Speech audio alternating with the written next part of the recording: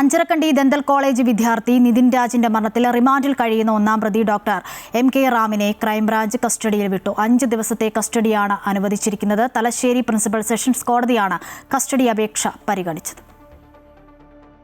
Kannur Anjarakandy dental college വിദ്യാർത്ഥി നിതിൻ രാജിന്റെ മരണത്തിൽ പ്രതിയായ ഡോക്ടർ MK റാമിനെ 5 ദിവസത്തേക്കാണ് ക്രൈംബ്രാഞ്ച് കസ്റ്റഡിയിൽ വിട്ടത്.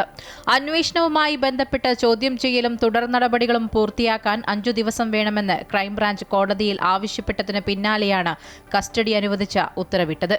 5 ദിവസത്തേക്ക് കസ്റ്റഡിയിൽ നൽകാതിരിക്കത്തക്ക ആരോഗ്യ പ്രശ്നങ്ങൾ ഉണ്ടോയെന്ന് കോടതി റാമിനോട് ചോദിച്ചു.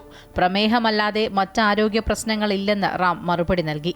മാനസികമായോ ശാരീരികമായോ ഉപദ്രവം ഉണ്ടാകരുതെന്ന് അന്വേഷണ ഉദ്യോഗസ്ഥനായ ഡിവൈഎസ്പി ജീവൻ ജോർജിന് കോടതി നിർദ്ദേശം നൽകി.